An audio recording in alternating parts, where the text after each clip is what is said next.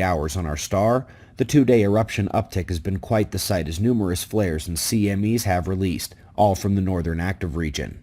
The plasma ejecting is amazing to watch in 304 angstroms, sputter flaring, umbral field excess, largely making it out of the corona.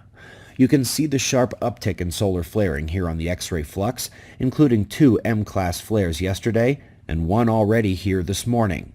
Of note, the reason we're getting numerous flares from the same leading edge of the sunspot group is actually the fact that the large lead sunspot is basically by itself.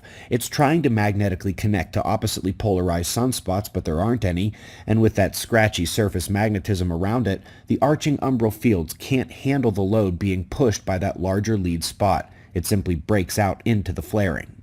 Well, folks, it appears NOAA is not interested in updating their Enlil spiral. That's okay. We can use the coronagraphs to complement the SDO. In addition to the CMEs clearly leaving sideways or up, the puffs that appear partially obscured by the central blocking disk are indeed Earth-directed eruptions. We can also use Stereo A's coronagraph to see those from the side, with Earth off to the right. We'll watch this sequence a few times here. Stereo is a few months behind in orbit around the Sun, so it gets this side view, and especially those large plasma bursts seem to be the obscured CMEs we saw on SOHO. The impacts from Friday afternoon's eruptions could begin as early as tomorrow, but the bulk will impact in the following days.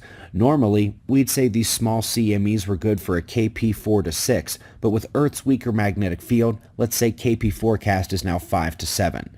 If they reach the maximum there, we'd have minor technological risks, and regardless, we'll get tropical storm formation or intensification during geomagnetic impact, as was the case with the first 2 storms of the year in the Atlantic and the Pacific.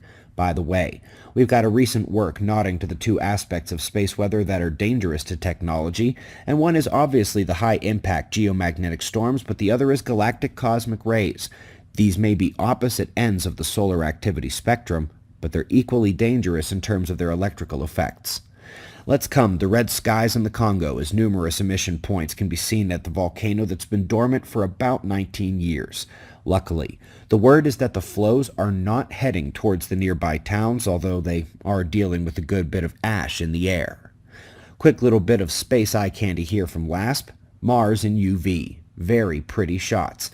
And since LASP is perhaps best known for its solar irradiance climate data, let's begin that climate lesson. First, how salty is the ocean? They have no idea.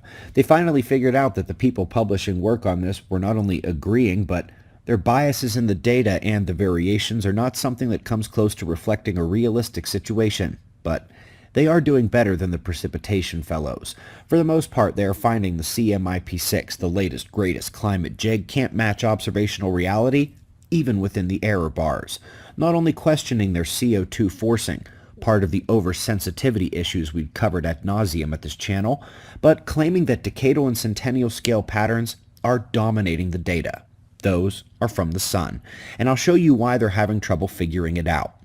So this was the Sun, waking up from sunspot minimum last year. Just a few spots here and there, but by November, we had a number of them, and even took some CMEs and had an M-class solar flare. This represented a 100 to 10,000x increase in X-rays, excitement of the ionosphere and global electric circuit, particle flux in the solar wind and solar energetic particles, and interplanetary magnetic field coupling.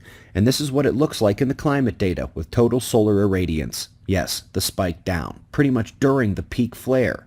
For decades, solar upticks have shown up as drops in climate forcing, even though they represent massive surges to the Earth system.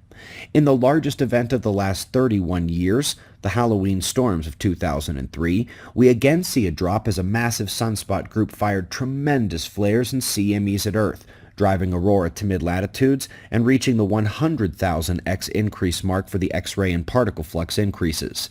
Largest in 31 years, because the year before was the superstorm of 1989, when yet again, that data shows the Sun dropped its energy input to Earth.